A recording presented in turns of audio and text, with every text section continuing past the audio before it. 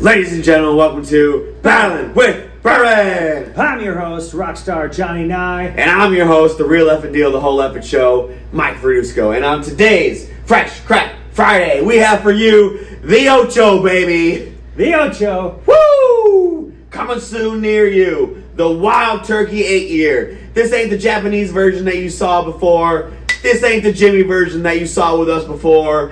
It's coming back to America. The one that was in Japan, hopped on a plane, got a passport, decided to come back home and get relabeled with English, baby. That, and it's a 750 instead of a 700 milliliter. Yeah, get a little more. So retail on this was $42.99. Yep.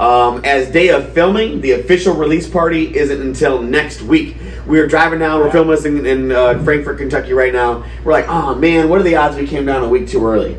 And then all of a sudden we stop at this normal hole-in-the-wall liquor store that we go to in between Maker's Mark and where's it in between? Maker's Mark and what? it's between. So we left. We left The Willett area? Bardstown? Luxrow, Bardstown area, and then we went towards.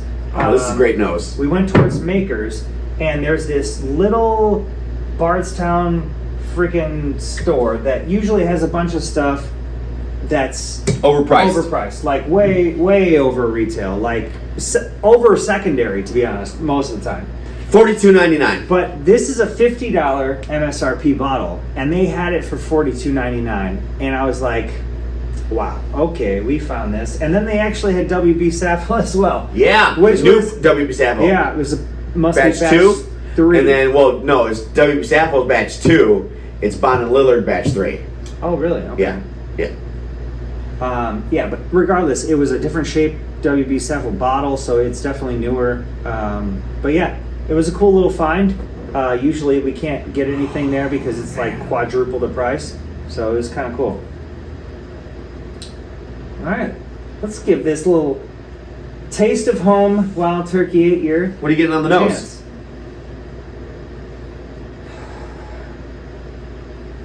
It's richer. It smells good. I like the nose a lot. It's definitely citrusy. Definitely has that orangey citrus. Nice. There is a little toffee, so not as much as Jimmy's. Okay, toffee, I could see it.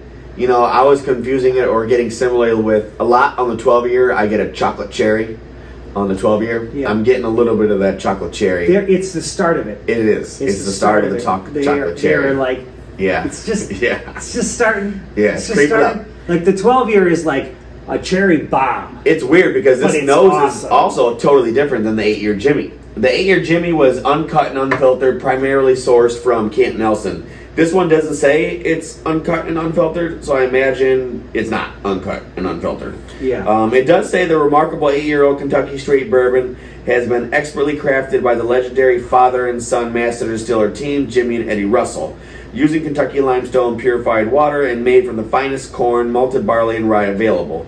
This bourbon has been aged for 8 years in classic No. 4 char American oak barrels, giving it its richer, deeper, and bolder taste. Complex notes of vanilla, caramel, oak, and spice combine to create a uniquely satisfying whiskey experience.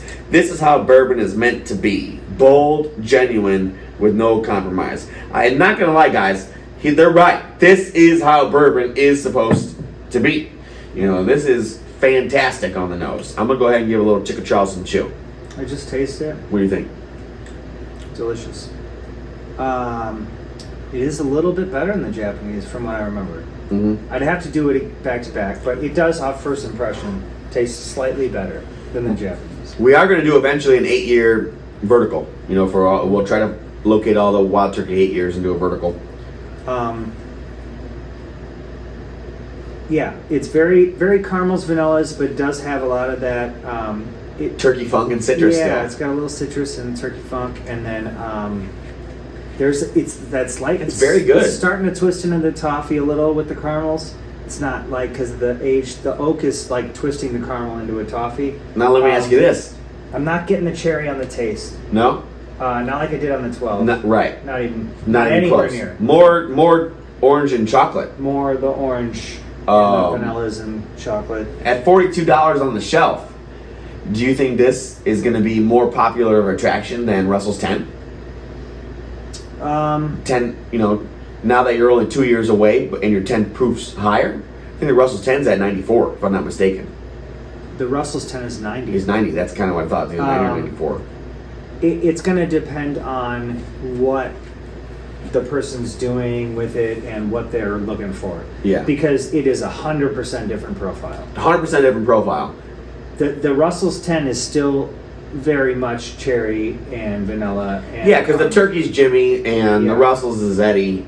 So because there's they do have distinct flavor profiles. There's definitely older stuff in the 10-year that really gives it that aged oak turkey funk. This is fantastic. This is really good though.